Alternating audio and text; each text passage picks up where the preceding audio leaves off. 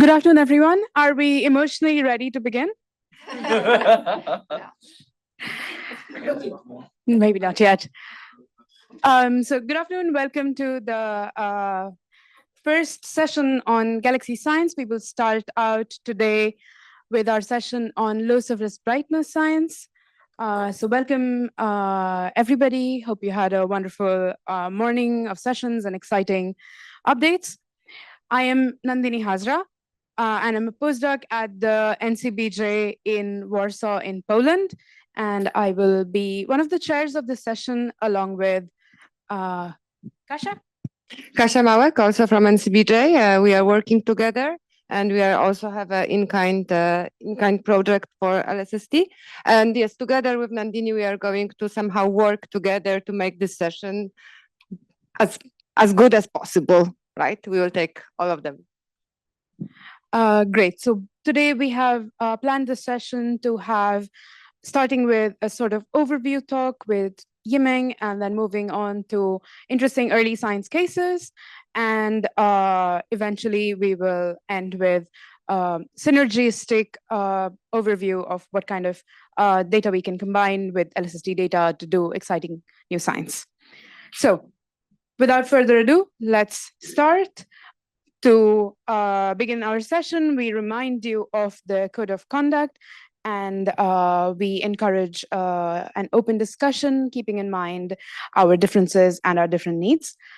Please be mindful of the stickers and different social battery and contact needs that others might have. If you notice any violations of the code of conduct, the people to inform about this are Sandrine, Federica, and Jeff, whose emails are here. You can also take a detailed look at the code of conduct if you're not sure. And the second thing that we will remind you is that we are completely hybrid. So please keep yourself muted on Zoom. And we will be monitoring the Slack and the Zoom chats, but we encourage you to put the questions on Slack if you are connected online. To those in the room, we encourage you to wait for the mic to start speaking, or we will repeat the question that you have. And when you speak, please introduce yourself so that people online can hear you. Just a quick check. Can people online hear us on Zoom? And can they see my screen?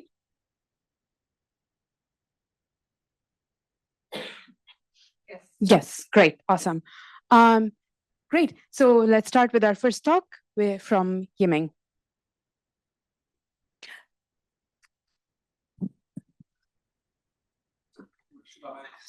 You can come here, yes. Yeah. Yes. Warn you when you have things.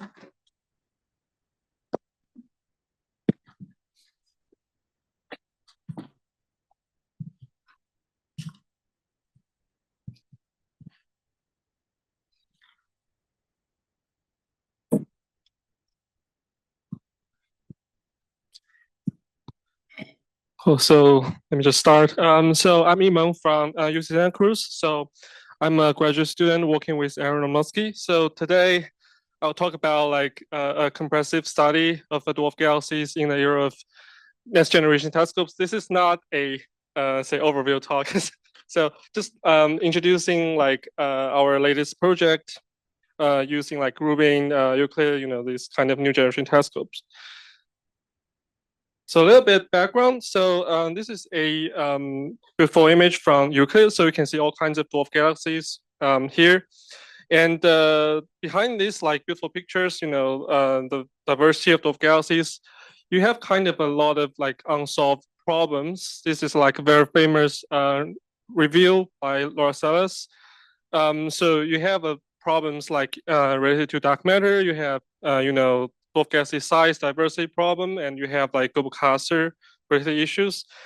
But the next generation wide field surveys, like by Rubin, Euclid, Roman, now give us like a really nice chance to get into this problem. And you have really incredible depths, resolution, large samples, right? So our project is just like focusing on using these new kind of data sets to study the dwarf galaxies we call compressively, but basically it's just like populations, right? Also group clusters. We'll focus on low surface mass dwarf galaxies and UDGs, and we will just check the correlation with your mass, morphology, surface brightness, environment, all kinds of things, and we'll compare to cosmological simulations. So definitely I don't have time to cover everything, but I can give you some very important science case. This is one of the most important thing about the dwarf galaxies themselves, the mass-mass relation.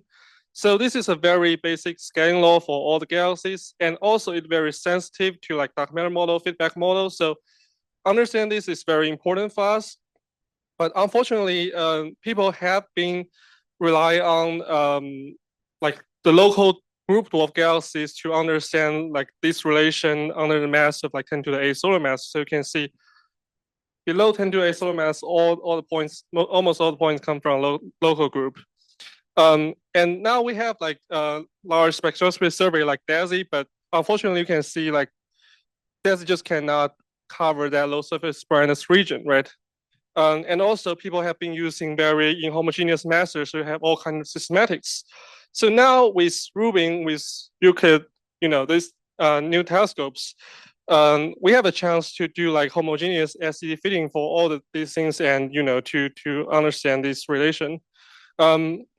So we have done some tests, like just to see if SCD fitting can reliably recover these basic cell populations.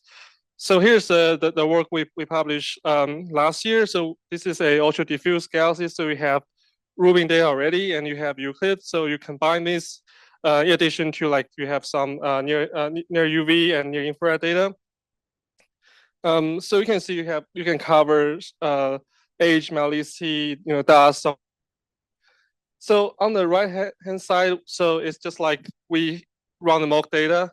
So you can see we can really get really nice recovery like on the y-axis compared to the x-axis, like the input cell population. So this is really important, like to combine the optical data and near infrared data. So with either of them, you cannot do that. So with DASI, if you have really nice spectroscopy, you can do even better job. So here's just our like very preliminary results. We do this thing for Perseus dwarf galaxies already observed by Euclid. So we use Subaru data here because we don't have Rubin for now, but Subaru is kind of very close to Rubin. So you can see you have a really nice, well-defined mass-mass relation here, like consistent with the shade, relation. We also have something below, maybe that's early quench galaxies or, contaminations. So we'll just find out. But this looks really nice and promising. Also, another important part of our project is global cluster system. So you can see here I still use the HSC, it's very close to Rubin, but with Euclid, like the space telescope, you can really resolve these things really nice, and it's already close to like HST. And these surveys are really deep. If you combine Euclid and Rubin, within 100 megaparsec, you can find like 200,000 global clusters, which is really nice. And also, only combine the optical color and near infrared color, you can do the star galaxy global cluster separation pretty well. So I'm also talking about like a important science case. It's the age metallicity relation for global cluster. So this is important because this also very sensitive to like the abundance history, the accretion history of galaxies. And there's a trend from simulation, like you have a difference between low mass and high mass galaxies. And we don't know our Milky Way, like if it's consistent with the galaxy evolution model, or it's like special. And still, this requires us to get really nice recovery of global cluster cell population. So we also did some tests. We're just trying to compare our SCD fitting, also like optical plus near infrared, with spectroscopy result on x-axis. So on top row, it's from the local group dwarf galaxy. and below is full next cluster. So you can see at all kinds of distance, all kinds of like zero noise, you can do a really nice job, but we're still trying to make this better, but it's also very promising. So this is like just the main takeaway, just like a brief overview of our ongoing project to comprehensively understand, especially the cell population of the nearby dwarf galaxies through the combination of Rubin, Euclid, and Roman. And you really need high quality optical data plus near infrared data to do this. And we'll finally publish all the results, the data product, the analysis pipeline to the community. Thank you.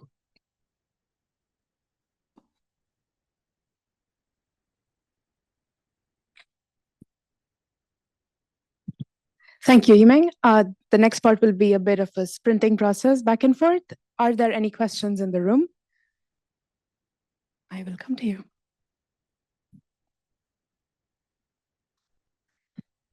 Hi, my name is Mia Delas Reyes. Hi, Yimeng. Thanks for a really nice talk. I was just wondering, in your spectral and SED fitting, do you find that it's particularly sensitive to the input assumptions about, say, the star formation history or the dust attenuation curve that you put in? Yeah, so it's very sensitive to us, actually. Sorry.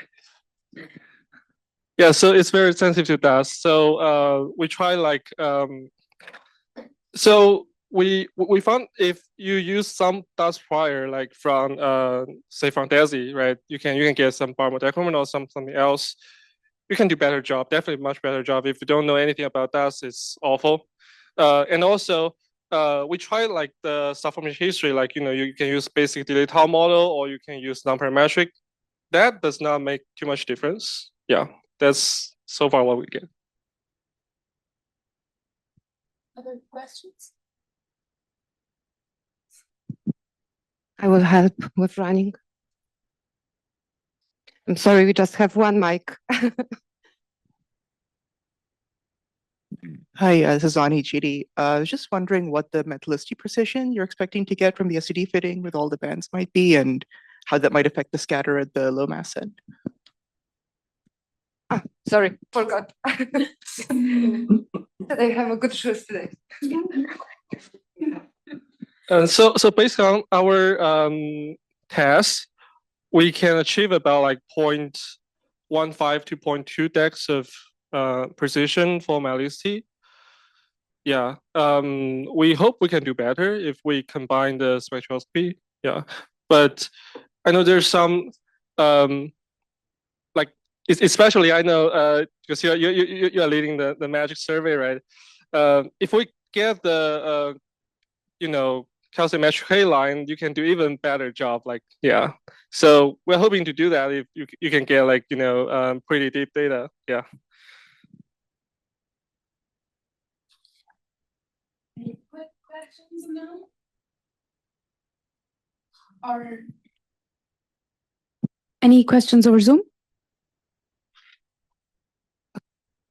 We'll move to our next talk. Thank you, Yimeng. Thank you. We will have a big round of applause for Yimeng.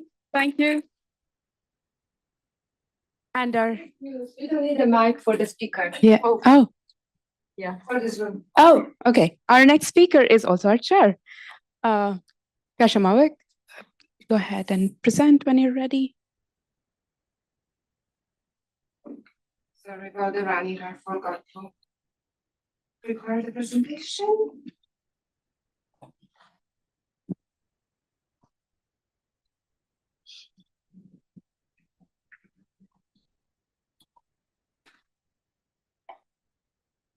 Okay, good. Thank you.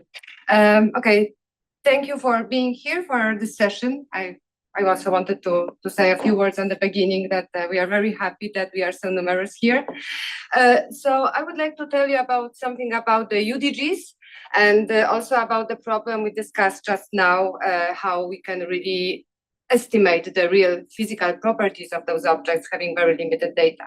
So I'm going to present the work. It's done mostly with other people with the NCBJ. You can see also Agnieszka Pol over there, Nandini is here. So we have a big group of people. So I will start. Okay, I wanted to start with introduction, but probably it's completely pointless. So we know that we have normal standard galaxies, which we all know, like, and to show, and etc. We have the low surface brightness galaxies, which are, the surface brightness above the 23 magnitude per R square. And then we have the ultra diffuse galaxies, which are even fainter and even bigger. And then it's even more difficult to detect and then also to obtain the physical properties. So we know that usually they have low stellar masses, they are very diffuse. Mostly we are finding them in the clusters, but probably it's a bias, observational bias, because the clusters, they are areas on the sky when we can observe more galaxies, and then we can also estimate better the distances to estimate all the needed parameters. But also we already have some examples of ultra diffuse galaxies found in the fields, but for them we need a spectroscopy to obtain the redshift. So up to now we have around 100 spectroscopically confirmed UDGs in the field, but in the field depends on the paper. Okay, so depending on the outer field means a bit different. So this is the UDG, just to show you how difficult it is to work with those galaxies. So in my talk, I will focus on the blue UDGs in the field. Blue because we wanted to do the spectroscopic follow-up, and with blue UDGs, we have more chances to obtain some lines and to check our methods. So we started the sample. We wanted to check if the machine learning technique works with UDGs, so if we can even detect them. So we started with the sample of low surface brightness of the galaxies, ultra diffuse galaxies found by Harish Tupili. It's a very good friend, but he has a very difficult surname. So Harish used the DES data and the machine learning algorithm based on transformers. He found around 27,000 of low surface brightness galaxies, including UDGs in the DES field. So from his sample, we selected 22, the bluest UDGs, and we applied for the observational time on the LBT using the spectrograph. So from 22 of them, we obtained 14 in total, and only 13 were possible to analyze because they had H-alpha line. Then because the sample is still not statistical important like that, so we also added 3 more galaxies from a bit different samples from smoothies, and then we observed them not on the LBT, but in the observatory close to Marseille, but also with long slit spectroscopy. So we have 16 candidates. So I wanted to say that those are only candidates for the blue UDGs in the field. So then, having the spectra, we started our analysis. The first step was to reduce the data to measure all the lines, but also, so this is the example of one of the galaxy and the spectra, blue and red part. As you see, we also have not only H-alpha, but also H-beta, O3, O2 lines. And then we also did the force photometry to obtain better photometry for the next step for the SED fitting, right? To check if what we obtain from the SED fitting is exactly the same what we have from spectroscopy. So then we checked using the redshift from the lines. We again computed the size of the galaxies and the surface brightness. And from all the galaxies, from 16 of UDG candidates, 9 or 10, depending if you are optimistic or pessimistic person, we can confirm as UDGs the rest of them were low surface brightness. So this is the first step. So using the first result, that using machine learning technique with proper training sample, we can really obtain a statistically important sample of the UDGs, blue UDGs, or low surface brightness in the field. So then we measured the star formation rate using H-alpha line, and this is the first result. This is in this shadow area. But of course, those galaxies are super big, right? Even though we have a long slit spectroscopy, we had to correct for the aperture. So this is also good because we did the force photometry. So after that, you can see that we change a lot the star formation rate from H-alpha. So the final results. So first of all, this is the main sequence of our galaxy. So here we have the star formation from H alpha. The mass we obtained from the color only. So we didn't want to mix SED plus spectroscopy. So you can see that our galaxies, which are marked as magenta and yellow, they are following the same trend of the main sequence as local galaxies and local dwarfs. But then, because we have all the lines, we also decided to do the correction for the dust, right? So for 4 galaxies in total, we had both the H alpha and H beta line. And after the dust correction, you can see that our galaxies are not UDGs anymore. They are low surface brightness. But it's important to remember that Van Dokkum criterion for UDGs works only on observed data, not for the corrected one. So it's important to remember that. Then for the SED fitting, because we had the H alpha, so the star formation rate already corrected for the aperture, we decided to use the SED fitting to check if we can obtain the same values. So then this is one hint that when we use the star formation history delayed only, our results were really much more overestimated than what we obtained from the H alpha. So only using the star formation history delayed plus quenched gave us the almost one-to-one results. So this is also important for the statistical study when we don't have the spectroscopic information to use the proper star formation history, proper for blue UDGs in the field. Also, as we mentioned before, we don't have any information about the dust normally, right? So the dust attenuation. So we worked before on for the proxy for the attenuation in the far UV using the observational data from SDSS. But now we are also working on the proxy based on the simulation from SIMBA, together with the Power Day, which used the evolution of the dust. So it looks that maybe we can obtain the proper dust attenuation proxy. However, we have to still work on the low mass end. So this is something what we are doing now with our students. Here. So to summarize, first of all, we confirm that using transformer algorithm, we really have chances to select the USB and the UDGs and LSBs candidate. We have to remember, if we have the spectroscopy, to use the aperture corrected values for H alpha to obtain proper values. We have to remember that Van Dokkum definition does not account for the dust, and the star formation and the attenuation proxy is crucial for the SED fitting for SST data only galaxies.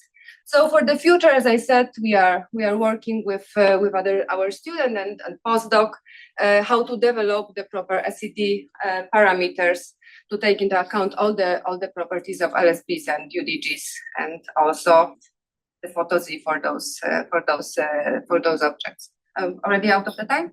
Okay, so I just wanted to say that it's possible to have a statistical study using LSST only, but we really have to take a lot of time and analysis to take into account the proper, like the real parameters of those galaxies before jumping into the statistical SED fitting of those objects. So that's it. Thank you. Thank you, Kasia. Questions in the room?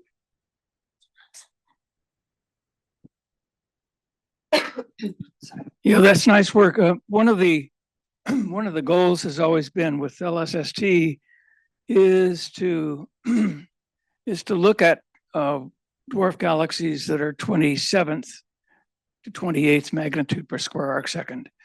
And of course, that's pretty hopeless with spectroscopy. But we would like to do spectroscopy also. So one of the ways around this is to look for gravitationally lensed high redshift dwarf galaxies. And we'll have a fairly good sample of those. And because gravitational lensing doesn't affect surface brightness, then we will be able to, we think we can go to 27th now with imaging. We've shown that per square arc second. We'll be able to use those samples of lots of gravitationally lensed high redshift dwarf galaxies. And in that case, they're brighter because they're going to be larger. They're going to be magnified, which allows us to do allows somebody to do spectroscopy with say a 30-meter telescope. Yeah, that's a. I think I have to stay here. Yeah, that's a very good comment. I think that we can think about it in the next steps of the analysis to enlarge the sample, because indeed what we can do now is only the bluest candidates, right? So this is. This was such a cool talk. It's really cool to see like the SED and like spectroscopy stuff happening with these kinds of galaxies. Something that I was kind of interested in was you have this spectroscopic data for these galaxies now. Did you like look into at all like if you were able to compute like a stellar mass for the galaxies based on the spectroscopy that you got, and does it match up pretty well with the masses that are predicted by the Du et al. Paper based on G minus R color? That's a good question. No, we didn't yet. So from the spectroscopy, we only go for the lines. So only H alpha, H beta. Okay. The most obvious one, but we are still working on the same data. So we are still having we didn't finish with the project because we also want to go into to check the metallicity, and also then we can check if we can do something with masses. But for example, masses from the color and the SED fitting, they really agree to one, but again, this is the same kind of idea behind, right? Yeah.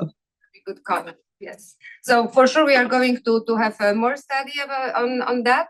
And also we applied for more spectra from LBT, also not as blue as we have. Let's see, keep your fingers crossed. That's so exciting.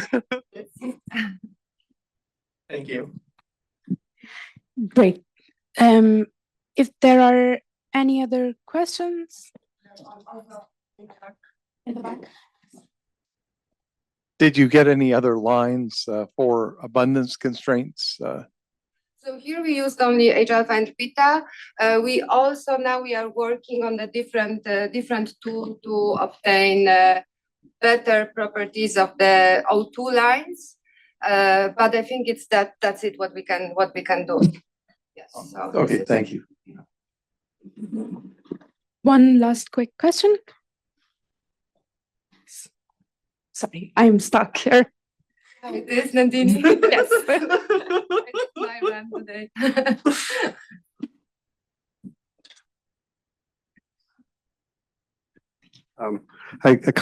Commented a question. The comment is that with a dust correction, your UDGs are moving out of the UDG region. Now, von Dockum's original UDG definition was for quiescent dwarfs.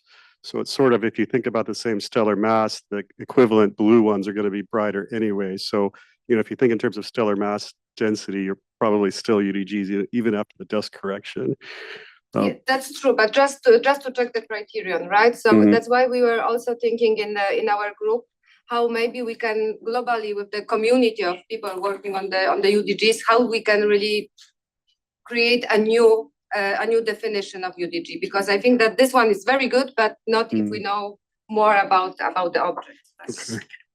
And the question was about your aperture correction. So I don't know if you use the continuum image to correct your apertures, there's sort of a bias from your spectrum is going to pick up the highest local specific star formation rate, the bright H alpha clump, and then you could overcorrect your aperture correction if you just use the continuum image. So I'm wondering how you do that correction. Okay, so here we did the average, but I think that this is not the best image. Maybe here. So in the preparation for the observation for the spectroscopy, we used the long slit, and we were trying to go through the whole galaxy. And then we are doing the aperture correction.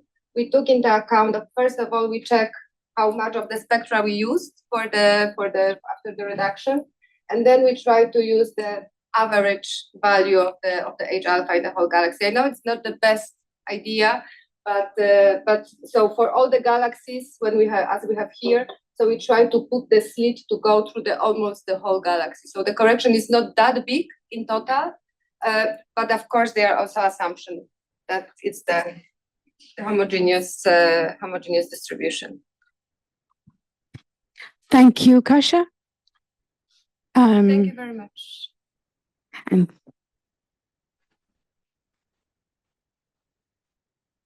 our next speaker is Virginia June Johnson.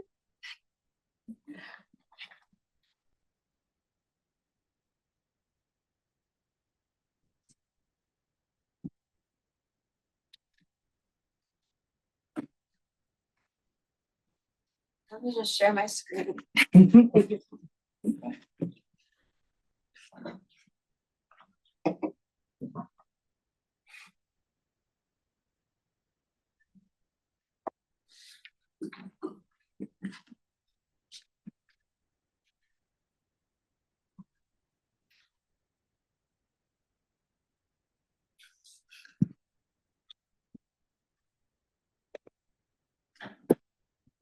Okay.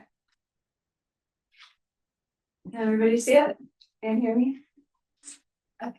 Before I get started, I just wanted to thank the organizers of the conference for letting me speak today. I really appreciate it. I'm very excited to talk about my undergraduate research. So I did this research at the University of California, Santa Cruz, and my PI was Aaron Romanowski at San Jose State University. And this is titled Low Surface Brightness Detections and Analyses of Galaxy Substructures Using Rubin's Data Preview 1.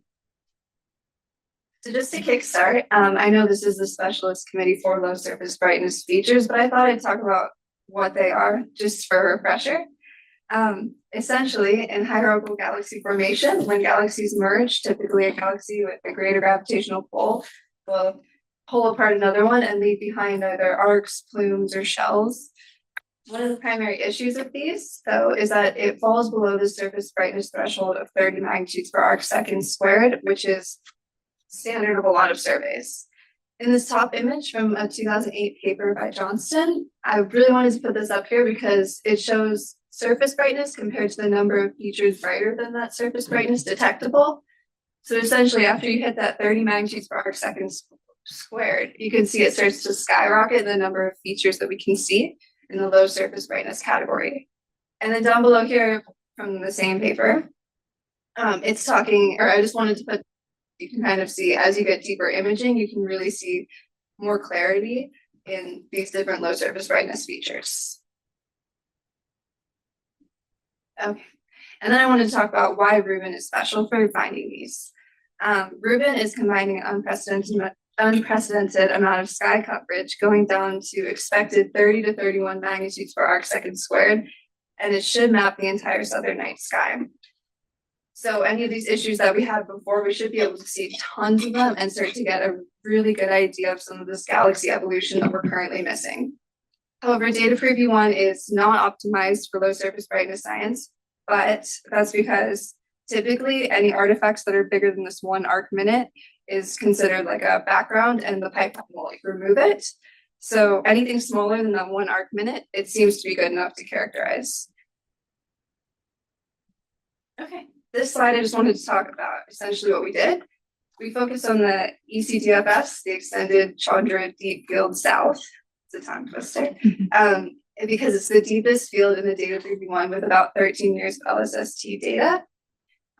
We went on the Rubin Science Platform Firefly view, and we took the sample of Siena Galaxy Atlas from it's a 2020 Siena Galaxy Atlas, and we overlaid it on top of the ECDFS, and we were able to look at each of these galaxies and look for substructures. There were only, I think, 17 galaxies that overlapped, so it wasn't a super huge statistically significant sample size, but we wanted to kind of do a proof of concept to see if we could analyze these substructures. So to start, we did this just color map stretches on the Firefly viewer, and you can kind of start to see a title feature coming through on this. This is PGC 751050. And then from there, I removed the FITS files, stacked them in the IG and R bands in the DS9, and then used the regions tool, took the total flux, masked out the contaminant stars, and then took 4 background patches to the sky, masked out for those stars, and subtracted that flux out from this flux in order to get what I hope was the flux from the stream. And then we use the De Los Reyes color-based method from the 2025 paper to analyze the stellar mass. And these are some of the results. This is pretty analogous to the giant southern stream in the Andromeda Galaxy, if anyone has heard of that before. But that one is 140 kiloparsecs, and this one's about 130 kiloparsecs with a width of 15 kiloparsecs. We saw the mean surface brightness down to about 28.62 magnitudes per arcsecond squared. And the extrema faintest detectable part of this feature that we could find was about 29 magnitudes per arcsecond squared. Which we should be able to see deeper, hopefully, with the rest of the Rubin data coming out. So this is just a little preview. Then our host galaxy, the redshift from the Siena Galaxy Atlas, these are all pretty nearby galaxies. So the redshift was 0.102, and the absolute magnitude was negative 21.3. And then the G-band flux ratio, which essentially means the ratio of the flux from the host galaxy to this tidal feature, it was 77 times brighter than the tidal feature. And then the merger mass ratio was about 250 times more massive than the tidal feature, which probably suggests a dwarf galaxy progenitor. Essentially, this feature here was at one point a dwarf galaxy. Okay, and then this is just my concluding slide. As in most science, we had one idea to start, and then it completely got derailed, and we changed directions. So we started by the cosmological constant, I think, says right now that there's going to be about 6% of galaxies that should have substructures. And so we were hoping to either find a statistic that could like kind of agree with that or disagree. But there were only 17 galaxies that from the Siena Galaxy Atlas that overlapped with the ECDFS, and 3 of those had substructures. So maybe when the entire southern night sky is eventually mapped, that's something that we could go back to. And yeah, we're just hoping that eventually this can test out our theories of galactic evolution. Please let me know if you guys have any questions.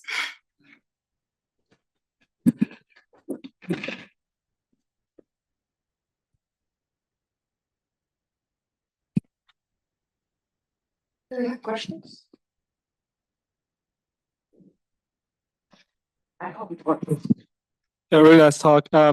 Just wondering if you're interesting or someone is doing like developing like automatic tools to find this substructure, because I don't think like with such wide field survey it's very easy to just eyeball those structures. Yeah. I know that was actually I presented this a little bit earlier too, and we had a similar conversation. There was somebody who had a code that could potentially eventually turn into something that we could use. And I do think making it automated would make a lot more sense than eyeballing it all. This was mostly just a proof of concept. But if you want that code, I could try to share it with you at some point.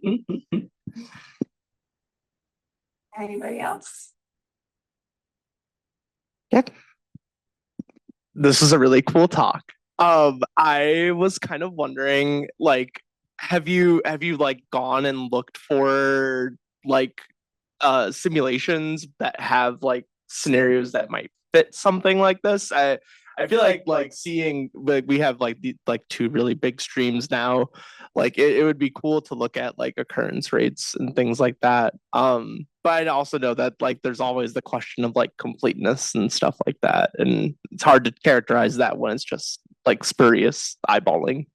Yeah, I have not personally looked from. I'm hoping to do more science, and then it might actually just support the cosmological constant. But for now, I haven't. But if you find anything, I'll give you my email. Okay, one more question. You said 13 years of LSST data. I presume that the depth is equivalent to 13-year depth, or? Yeah, so we took, I actually wrote this down, the exposures. So in the G band, there's like 211 exposures, in the R band, 230, and then in the I, 149. So that would be what would be achieved in 13 years. I'm a little bit confused. I think, yeah, so essentially that's what we should be seeing there, because it was the one of the deepest fields right now, so it's the one that we kept returning back to. Okay. Thank you. Do we have more questions? If no, let's thank speaker again. Yeah, one more over there. Okay, I'm running.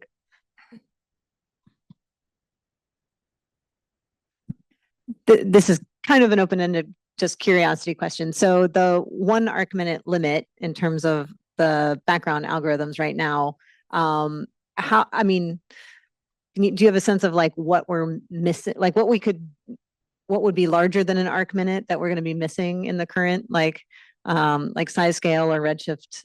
I mean, Yeah, that's a good question. I'm not entirely sure because when I was looking for these, I've only found smaller substructures. but like your like streams and like tidal features, like how large are they? It's just a well, we only found this one stream. The rest of them were just like substructures. So not entirely sure. Okay. Thank you. I think that we have to move to the next speaker of the session. Thank you very much for your talk.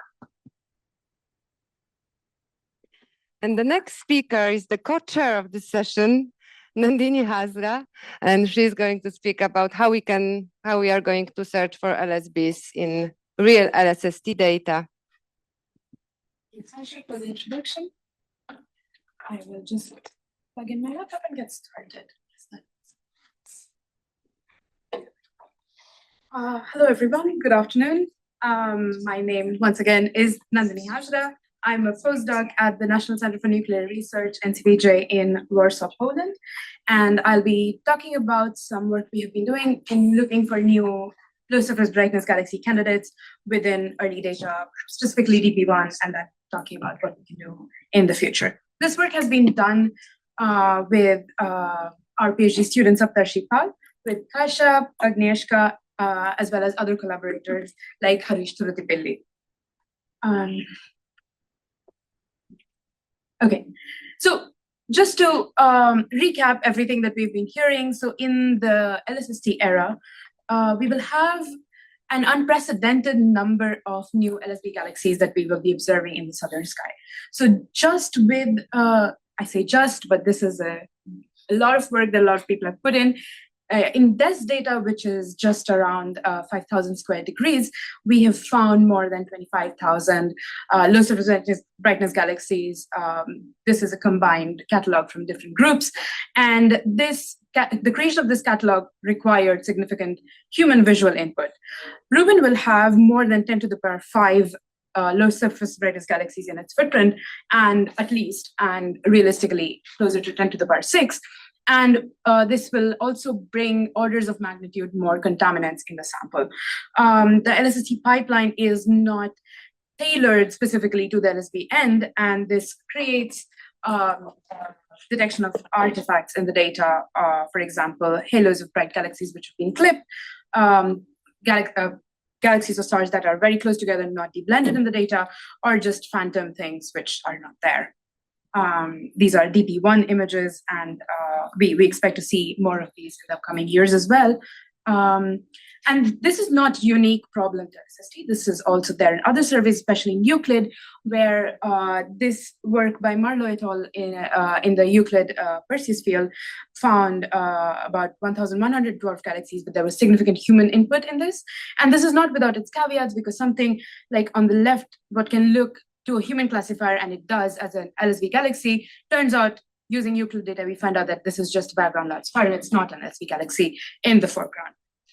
So what do? We try to attack the problem with transfer learning, wherein we train a set of an ensemble of models on data from DES, and then do domain adaptation to try and identify LSB galaxies in other surveys. This has been tested on data from HSC, which is the precursor to LSST, but also in kids. And these are the two works done by Harish Turutipilli, and which we have extensively used. And these are the models that we have used to try and identify LSB galaxies in DP1 data. What we started out with is the ECDFS, which is the most interesting field for us. We've heard about this in Virginia's talk as well. It's very deep data. We focused on the very central 0.3 degree search radius and try to apply traditional LSB galaxy identification cuts on the radius and the surface brightness that come from the work that has been done on DES in the past. And we try and identify the LSB galaxies that are there in this field. We expect about 1% LSB galaxies. We find much less than 1%. So just by using these cuts, we actually miss out 8 out of 9 known LSBs that we should have found in this area. So what is really happening? What is really happening is that the galaxy gets shredded to oblivion. So shredding can happen, and this is happening already at the peak detection stage, so even before the deblender. So it can be something as is as benign as this object here, or something as catastrophic as this. And in addition to that, there is also challenges in the centroiding of these low surface brightness features. So it can poorly centroid an image, something that looks like this, where it's merging galaxies with the tail, so it might identify just the tail, but not the galaxies themselves, or the other way around. And this is a challenge for us. But you could say, hey, but what about the transformers? Maybe the transformers and the machine learning models are the problem. We looked at that, and that's not likely, because it seems that the transformer models that we use can actually potentially identify all the LSBs in the sample. And this is work that our student Saptarshipal has been doing. He's actually identified all 9 out of these. So if you centroid the image correctly and you don't throw out all the galaxies that don't pass the cuts in the catalog stage, you can actually identify all 9 of them. And he has been working on doing force photometry, cross-referencing them with other surveys, and try and characterize these galaxies that are in the DP1 data. And that's his work, which is in preparation right now in the form of a publication. But going back to the catalog level, what can we do to sort of use just the catalog information without going to the image level and identify these LSB galaxies? So we widened our search to not just the ECDFS, but also to the EDFS and the Fornax, to our spheroidal field.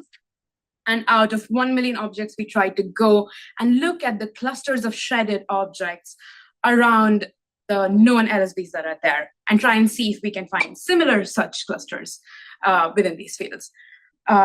We find that there are clusters of about 2 to 8 objects, which are smaller than 2.5 arc seconds, which is typically the traditional radius cut to be used.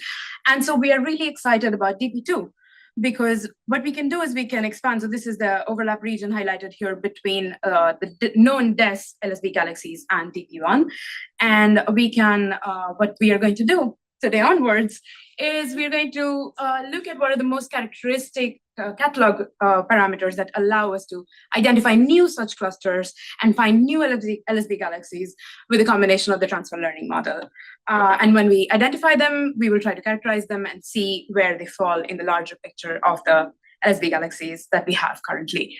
With that, I will end my talk, and I will take questions if you have any. And in the immortal words of Regina George, get in losers, we're going LSB hunting.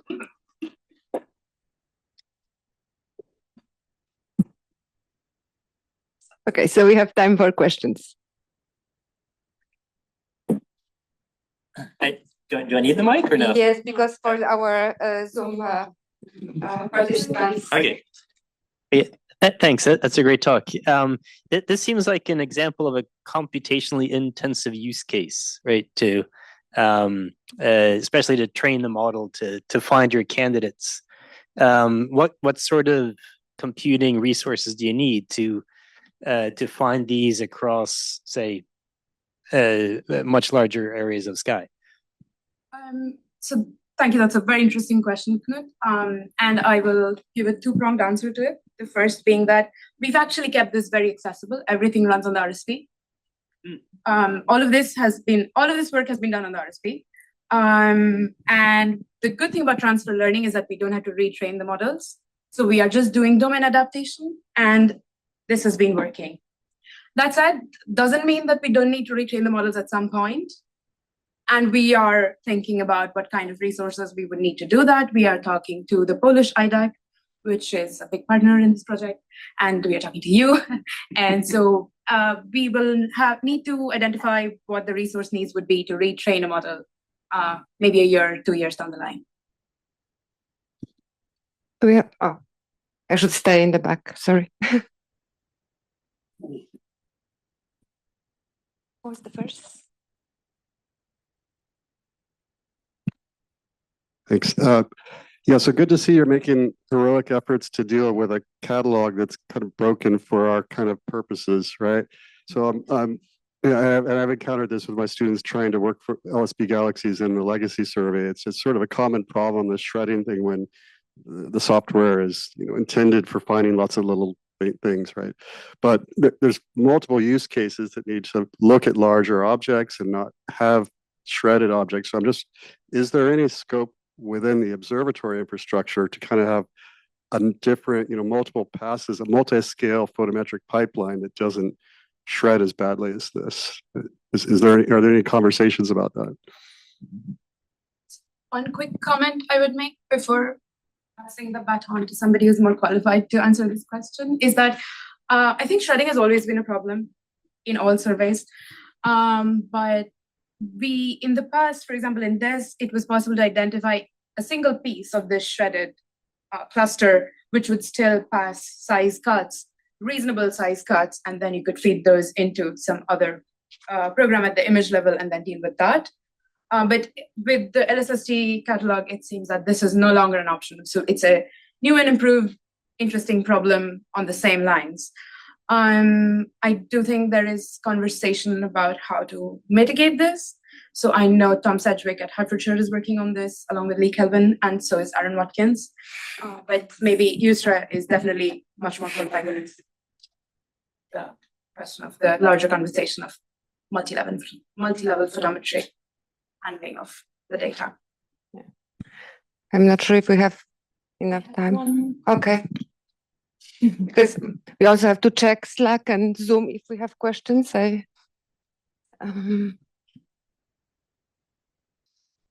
Yeah, thank you. Thank you for a great talk. I was just wondering a little bit more specifically on that transfer learning part. What is the original model that you're using, and is that public? I believe it is. Thank you for the question. So right. So if you go, so there is a DES paper which precedes these two papers, and I think that makes models public. But if you get in touch with the author, he will very happily send you his models, which is what he has done for us.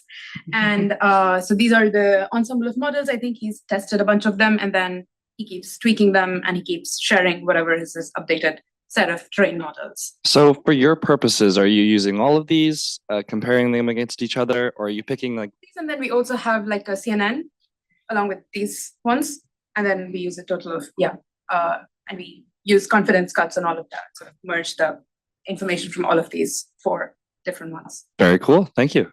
Thank you. Okay, thank you. Nandini, can you see if there are any questions on the Slack or Zoom? The room is too big. No. Okay. I think that we have to move to the next speaker. Thanks again, Nandini. Thank you, Nandini.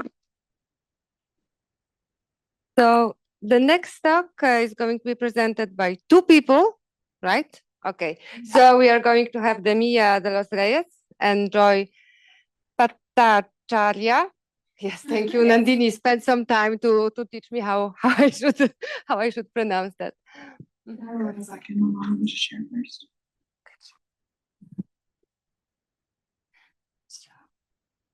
So now we are going to move into machine learning field more closely. Yeah.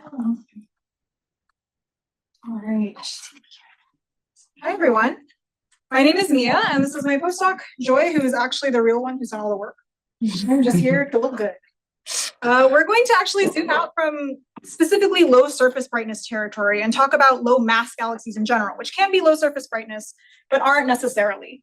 And in particular, we're going to focus on things that are a little further than what's been talked about so far.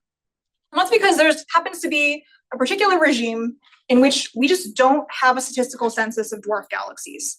Once you move beyond the local volume, so we've studied our own local group fairly well.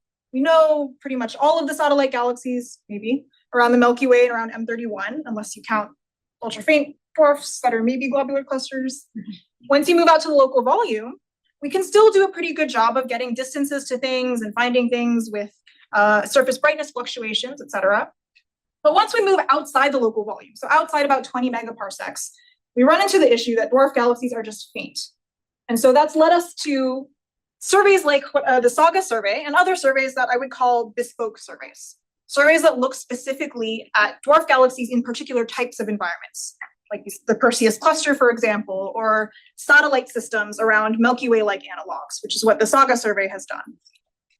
If you move even further out, when we can do things like get actual spectroscopic redshifts, with flagship surveys like SDSS, we start to run into the issue that we're just fundamentally incomplete at low masses. So there's a real sort of redshift desert, in particular between the 50 megaparsec limit, which is where we have resolved things, and that's really pushing where we have resolved things, and out to about redshifts of 0.1, there's just nothing. Because at 0.1, you can start using photometric redshifts, but most of these photometric redshift catalogs and algorithms have really been designed for things greater than redshifts of 0.1. And we start getting a lot of catastrophic failures if we look at this very low redshift regime. So fortunately, we are now in the LSST era, and with DP2, we're hoping that this data era is going to allow us to take advantage of this by using, we're going to take advantage of all these data by using tools like XSaga. So Joy will now take over and tell you a bit more about that. Yeah, thank you for the introduction, Mia. This is Joy Bhattacharya, and I've been working on XSaga, or extending satellites around galactic analogs. And this is a method that has been developed by our collaborator, John Wu. So this is to classify galaxies based on their optical images into two categories, the low redshift nearby galaxies and the high redshift distant galaxies. So the original work trained this on legacy survey cutouts of around 100,000 galaxies that carried spectroscopic redshifts from the SAGA survey. And over here in this figure on the lower right-hand side, you see the output of this original version of XSaga, where the top row show galaxies which were assigned to be high redshift distant galaxies. And the numbers that you see over here are the probabilities. That's also an output of this CNN. So greater the probability, greater is the probability, the galaxy is low redshifts. As you can see in this lower row over here, so these have been assigned to be low redshift nearby galaxies. So what we are doing is we are applying this XSaga framework to deal with LSST photometry. So the advantage of that is LSST will give us like 6 bands, U, G, R, I, Z, Y.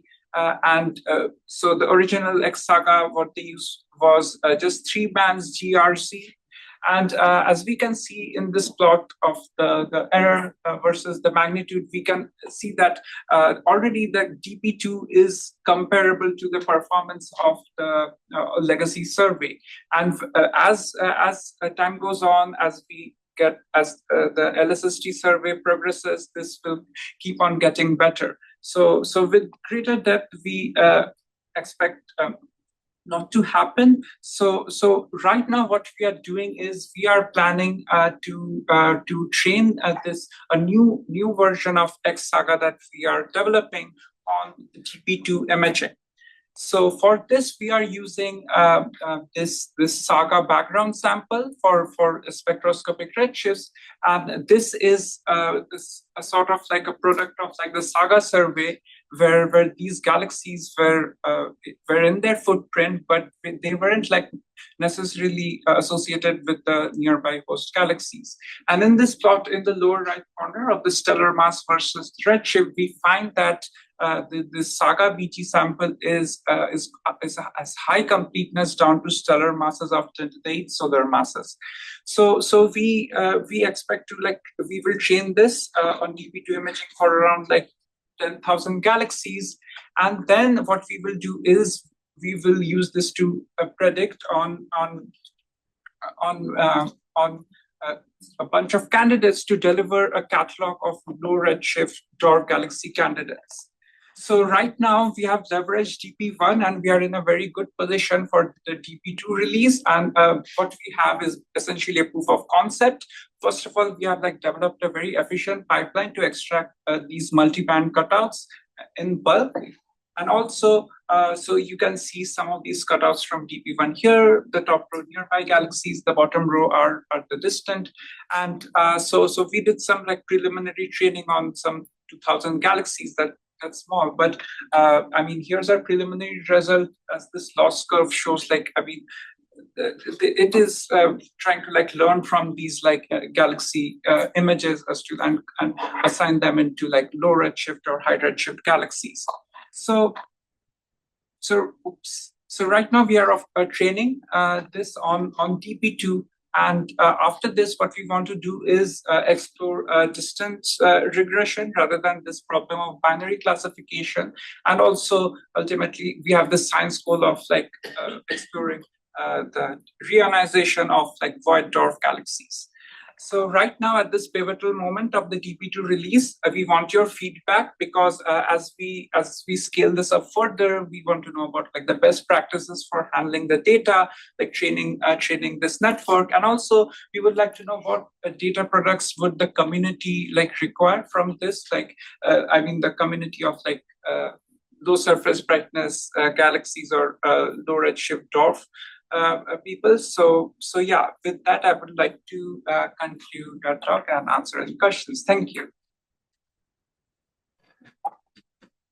Okay, now we have time for questions. Okay, I think I will stay there.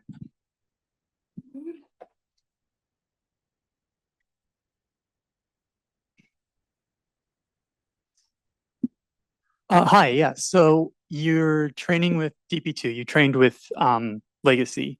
So I was just wondering, what are you predicting against? It's real data, not like simulated? So the data is from Legacy Survey in the original work. And what we are doing is like classifying these galaxies into two, whether it's like low redshift or high redshift. That sort of, and by low redshift, I mean, we are using this threshold of 0.03. So, I mean, that's roughly this distance change that we are looking at. And also we have this like probability that we get out of like the network. I mean, so you can see some of these values here. So these are in the bottom row, these are like low redshifts. That's why the probability is like higher for these. And this is the output of the original like Saga network. Yeah. Okay. Does it make sense? So they're not simulations. These are real images with spectroscopic redshifts from other surveys. Yeah, I guess I was just wondering how separated your training set is from your test set. Yes. So that's why we are actually going to train on actual LST photometry. That's what we're doing now. Okay. Yeah. All right. Thanks. Okay. Oh, I'm here. hi. Awesome talk. One question I had is like, is there a significant simplification in the task if you treat it as a binary problem as opposed to predicting a redshift? Because I guess 0.03 at some level is a little arbitrary, and like a difference between 0.031 and 0.029 may not be very significant. So I'm curious if, what the thoughts are. So ultimately, for the science goal that we discussed, which is like studying the reionization in void dwarf galaxies, it is necessary we have those distance estimates. But that being said, it's I think a difficult task for us to like give like distance to do this as a distance regression problem and like with small uncertainties. So that's going to be a challenge. Did I answer your question? So I guess to expand on that, maybe our initial science goal is to look at nearby voids. So these are things that that nominally extend out to about redshift of 0.03 in the catalog that we're using, which is why we picked this value. The exact number of 0.03 is, as you're right, it's arbitrary, and we could change that in our classification scheme if we wanted. And so initially our goal was just to find these things. Eventually we will need distances. I think in order to train a distance regression model, we will need much more data than what we have in the DP2 fields. So that might have to wait for DR1. Okay. Thank you for being in one row. Yeah, I think it's really cool, like a really promising goal to move from this binary classification into regression. Are you guys thinking of just keeping it as a CNN? Are you thinking about it making the model multimodal? What is maybe the next steps for that? Yes, we have thought about that. Sorry, that's I'm still very much experimenting with DP2, and we're gonna see how it goes and then build off of that. But yeah, ultimately we want something that would take advantage of both the color and morphology information. So some kind of cross between photometric redshifts and surface brightness fluctuations. Very cool. And also, like, I think the environments, like where these are located at on the sky. So Do we have more questions from the room? No? So do we have questions on the Slack or some? No? Okay. So thank you very much. I think that we still will have time to discuss after the session. Thank you once again. Now may I ask Sierra to come? Okay.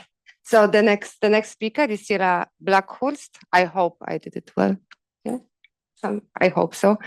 So and then we are going to hear about the morphology from Euclid and Rubin.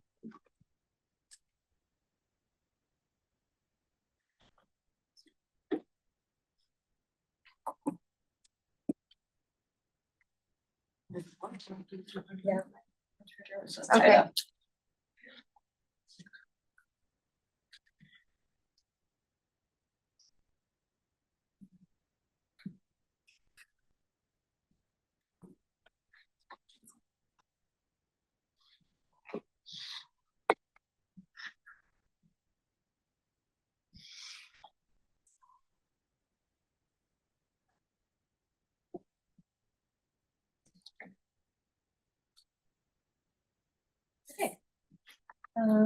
So hi, my name is Sierra Blackhurst. I'm an undergraduate student at San Jose State University, and I've been working with Dr. Romanowski on a comparative study of dwarf galaxy morphologies in Euclid and Rubin imaging data. So to start off, I want to talk about why study dwarf galaxies. They are very small and very low luminosity objects, and that makes them extremely difficult to study, and at the most abundant and least well understood type of galaxy. But why morphologies specifically? Studying dwarf galaxy morphologies can help us better understand the physics of galaxy formation, feedback, and dark matter. So some of the metrics that I'm studying and the method that I'm using a Python package called StatMorph, which is used to conduct an initial morphological analysis of 3 dwarf galaxies in Rubin and Euclid data. And it's important to note that morphology methods are primarily developed around giant galaxies, and there aren't many studies of dwarf galaxy morphology so far. Some of the properties that I'm looking at are the Gini coefficient, which is how uniform the light distribution is, M20, which is looking for bright off-center regions, half-light radius, which is the standard way of measuring galaxy size, asymmetry, concentration, and smoothness. And that graphic there is just a representation from a Euclid study that I did that kind of shows how these different parameters can affect the galaxy shape. I want to briefly talk about some of the differences between Euclid and Rubin. This is a graphic that shows the different filters of the 2 telescopes. Notably, Euclid is utilizing the YE, JE, and HE bands, which are near infrared bands. But in addition, it also has a visible light band, the Vis band, which corresponds with the Rubin R band and I band. And for this study, I'm using the Rubin R band and the Euclid Vis band. So why use Rubin? It's true that the Euclid Space Telescope can produce a higher resolution image than the Rubin telescope, but at the same time, the Rubin telescope covers many areas of the sky that Euclid doesn't reach. And here I have 2 images of the same galaxy in the same part of the galaxy. The top one is the Rubin image and the bottom is the Euclid, and you can see the difference in resolution there. So here are the 3 dwarf galaxies that I'm looking into in overlapping data. The top row is the Rubin DP1 ECDFS region, and it also includes the names of the galaxies. The bottom row are the Euclid images of the same galaxies in the Q1 EDFF region. And again, you can see the difference in resolution there. And in addition, I also picked out about 11 giant galaxies from the same Rubin DP1 ECDFS region, kind of to help fill out the comparison on my plots to have a better understanding of how they compare. And in addition, it's important to note that studying giant galaxies can reveal potential morphology differences between giants and dwarfs that can aid in identifying galaxy type. So I'll talk a little bit about my method. There's a lot on this screen, so I'm going to hit the high points. On the left, I have the FITS file of one of the galaxies of interest. And what I do is I take that I subtract the background sky, I create a mask, and I create a segmentation of the object. And then I can plug it into StatMorph, and it returns all these cells of morphology information, notably the asymmetry residual on the top right, which is kind of a visual representation of the asymmetry of the object, as well as the Gini segmap on the bottom second one from the left, which is used to calculate the Gini M20 concentration, asymmetry, and smoothness. So here are some preliminary results of my Euclid-Rubin comparison. On the left, I have Gini values, and on the right, I have the M20 values. The dotted line is the 1-to-1 ratio. So the closer the data points are to that line, the more in agreement Euclid and Rubin are. And we can see from these two that they generally do tend to agree. And here on the left, I have half-light radius, and on the right, concentration. And half-light radius is doing very well. They agree very well. Whereas concentration, we have something a little bit more interesting, where at lower values of concentration, they tend to agree. But as Euclid is detecting a higher value of concentration, Rubin is not quite reflecting it with the same magnitude. And we think that that could be due to resolution issues and differences in the telescopes. And now I have on the left smoothness values and on the right asymmetry values. And here's where we start to see some major discrepancies. And we think that this could be background sky issues. I'm still working on a solution for that. But this is interesting because in another study that I've done on the difference between dwarfs and giants in Euclid imaging, I found that smoothness and asymmetry can potentially be important for just determining galaxy type.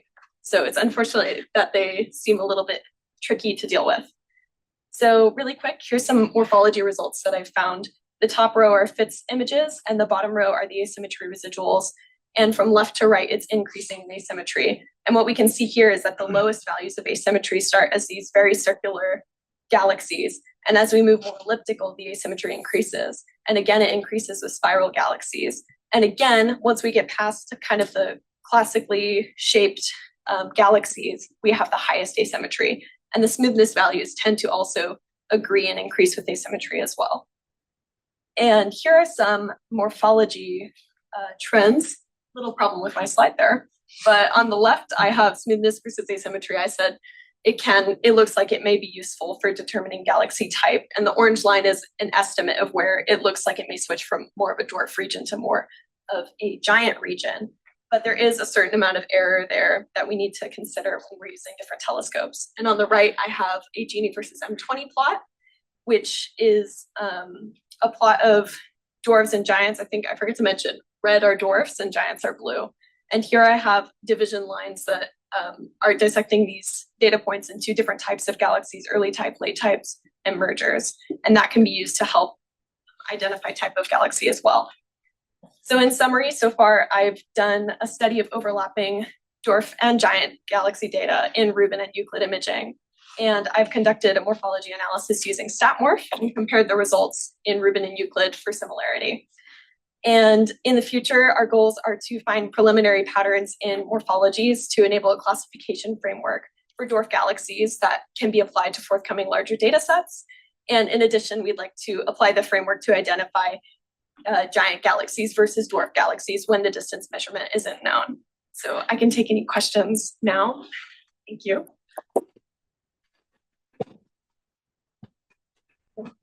Any other questions? If you want to ask. Joy Bhattacharya here. Very exciting book, Sierra. So something that I'm interested right now is have you looked at the Rubin and the Euclid measurements of StatMorph, and also looked at how their the SNR and the resolution sort of there's this metric called R20 by FWHM, or some sort of effective resolution, how they compare between these two surveys. Have you looked at that? So I haven't looked too much specifically into resolution, but I have, let me see if I have a slide for that. No, I think they're all back here. All of these were to compare the results of Rubin versus Euclid. So I'm sorry, am I missing something about your question? Can you restate the question? Yeah, so have you looked at how signal to noise ratio per pixel, or say the resolution, how they compare between Euclid and Rubin over here? I don't think we've looked at that yet. I think so far these are kind of preliminary results, but it's definitely something that we can look at in the future. Okay, do we have more questions? Yeah, thanks. This is nice work. I think that you mentioned a problem with your signal processing for the sky. And if you look at your FITS images, they all look like they're over subtracted. The sky has been over subtracted. And this is a really common thing. It's sort of a natural thing that happens in signal processing. And I suspect that will affect your concentration parameter. Yeah, so it's definitely something that we need to work out. It can be difficult, especially when I'm looking at the dwarfs, because I do have to use more of a logarithmic scale to see the galaxies. So it can be difficult to figure out if what I'm subtracting from the sky is enough or too much or too little. And there's kind of like a happy balance that is a little bit difficult and tedious to strike. But it's something that I'm constantly trying to improve on. And as I've worked with more and more objects, I get a little bit better at it. And then I noticed that maybe my initial study I could improve upon as well. So it's definitely something that I'm always thinking about and trying to find more solutions for. Do we have more questions in the room? I like you too much. You don't have to run. Thank you. I have one question about the M20 parameter.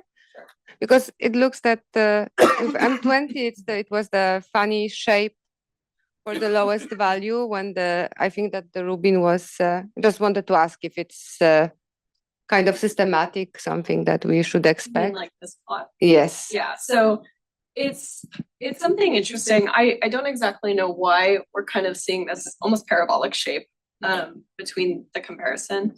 But it's something to consider for sure, because we want to understand why we're kind of getting that discrepancy. But so far, it hasn't been something that we've completely identified. It could be many different things. It could be that maybe Rubin doesn't detect certain clumps where Euclid maybe does, or it could be that there's noise from maybe the atmosphere or something like that. But it's something that we'll need to consider going forward. And I don't really have a solution for it at this time. Okay, so we are waiting for the final results now. Thank you. Okay, let's thank Sierra again for her talk. And now we have Sasha Campana, and we are going to move to ultra faint dwarf satellites. So I think. I will show you 2 minutes. Yes.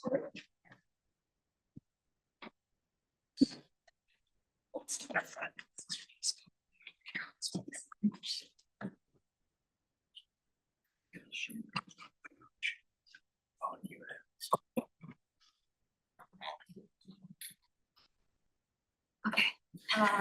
Hello, everybody. My name is Sasha Campana. I'm a third-year grad student at Dartmouth College, working with Virginia Field. And today, we'll be diving deep into the LMC Ultra Faint Dwarf Galaxy satellites, Carina 2, Carina 3, and Horologium 1. So starting with the big picture, the Milky Way census, we have over 60 ultra faint Milky Way satellites shown here on this map. Some of which are ultra faint dwarf galaxies, which are the oldest, faintest, smallest, most metal poor, most dark matter dominated galaxies that we know of in the universe. So the lack of conclusive analysis on UFD outskirts shows that this is an open question as to how much these objects are tidally disrupting, if at all. This is an important question to consider because the tidal influence of the Milky Way and or its larger satellite, the LMC, may affect the dynamical state of these systems. As shown in the stellar density map of TUC3 with its spectacular tidal tails, which motivates us to search for similar features around all Milky Way satellites. So a really cool subset of Milky Way satellites are ones that are believed to be associated with the LMC. So looking at our map and zooming in, we have overplotted in yellow squares, some of the ones that are believed to be LMC satellites, where we're focusing on the ones overplot with the blue stars. So we obtain deep wide field imaging from the 6.5 meter Magellan Clay telescope with megacam at the Las Campanas Observatory in Chile. Has a field of view of 24 by 24 arc minutes.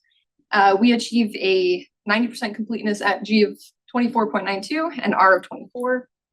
And for reference, these are the amount of pointings we obtain for each field.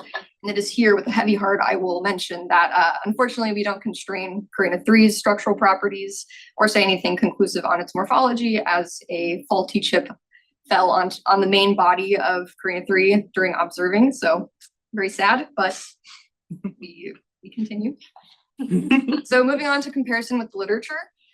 So starting with Horologium 1, if we pretend this ellipse is Horologium 1's half-light radius, for this discovery data, the dark energy survey, we can claim this whole slide as the field of view, but the depth is pretty shallow. Then there's Gemini data, like they get deeper follow-up imaging, but shrink the field of view quite a bit.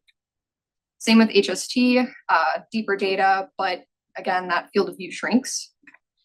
Whereas our data has a wider field of view and achieves deeper data than the discovered data. And you can see this as well with Carina 2 and 3, which hasn't had follow-up imaging since the discovery data. So our data is deeper and maintains, again, that wide field of view. We also constrain structural properties of Carina 2 and Horologium 1, as well as calculate luminosity, distance, and so they're plotted here on the size luminosity plane. They shift a little bit compared to the literature values, but are still consistent with other Milky Way dwarfs.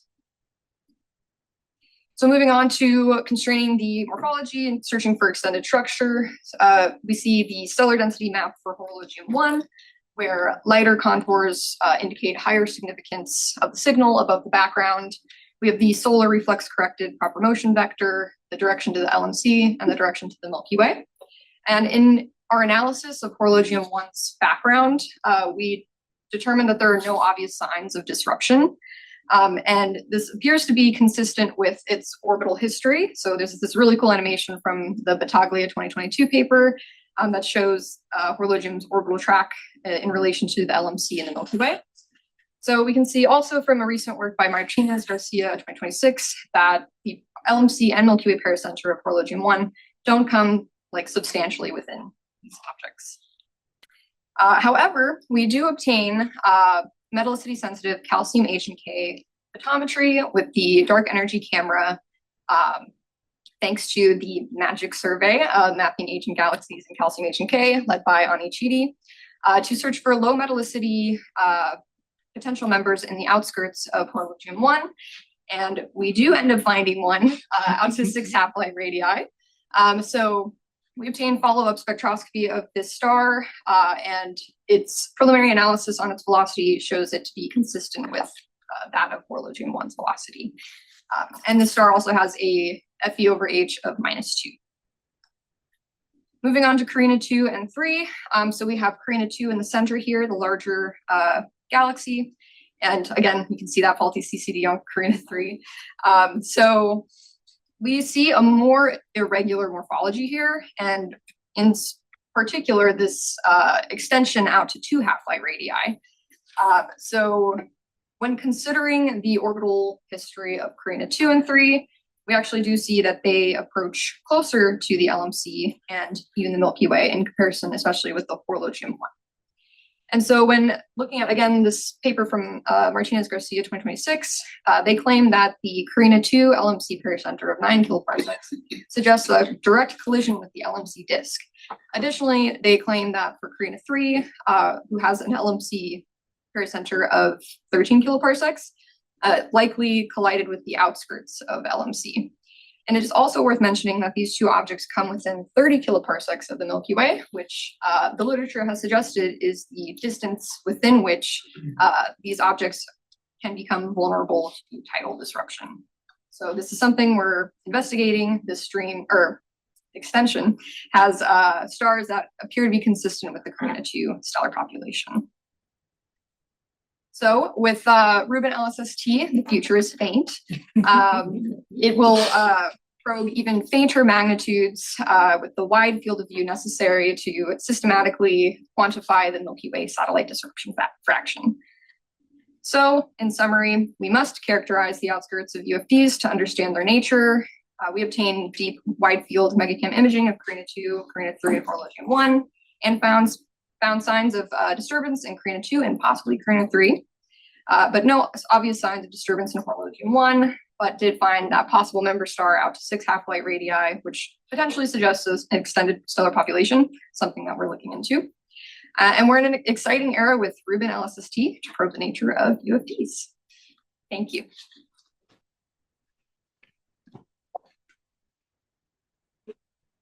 Thank you very much, Sasha. So now we have time for questions.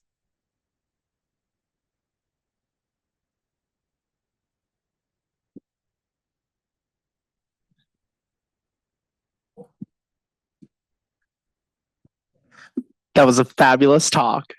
Very exciting stuff, and I know I'm in your research group, but something I haven't, I don't think I've ever asked you, is if not tidal disruption, what else for Horologium 1 and that member star? So it could be dry mergers or some sort of like interaction with like it could be interaction with like maybe perhaps a dark halo, like if you look at like stellar streams, for example, they are used for probes of perhaps a dark matter subhalo pass through a stream. I don't think that's more popular amongst the literature, so I think more so like literature scenario. Thank you.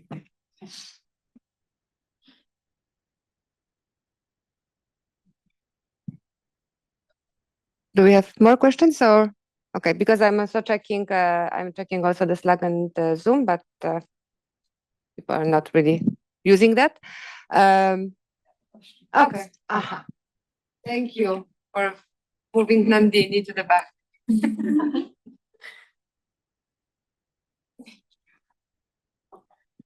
Hey, Sasha, nice talk.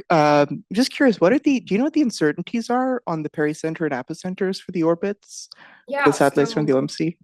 my memory, the uncertainties on Carina 2's and 3's pericenter was relatively small, like I'd say like 5, like single digit kiloparsec uncertainty. Horologium 1 was like for like the pericenter of the Milky Way, at least. I think it was like plus 200 kiloparsecs, minus not, and that the minus number was actually not that big. But yeah, so pretty confident-ish on Carina 2 and 3's. Okay, I think that we have to thank you again at this point. We are really finishing the time, but thank you for Sasha for your amazing talk. And so let's thank both Sasha. First, Sasha. And all the speakers. And we would like to thank you for your time to joining our session. I hope it was interesting for you. We didn't really use Slack a lot during this session, but please use it during this week. Maybe we can meet and discuss all together during the lunchtime. So please use it, and we'll be very happy to discuss more. And Nandini is great for the final lines. So we have put up an LSB discussion prompt for the end conference. If that is something you would be interested in, please go vote. And thank you for being here. Please also give a big round of applause for yourselves. Thank you for being here, asking questions. And thank you to everybody who joined on Zoom.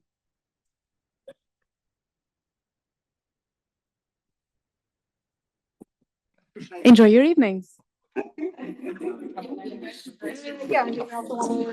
Yes, thanks a lot. You asked such lovely questions. Thank you. I love it. I want to talk to you so bad. Yes, no, because I've been right now. Because we just use the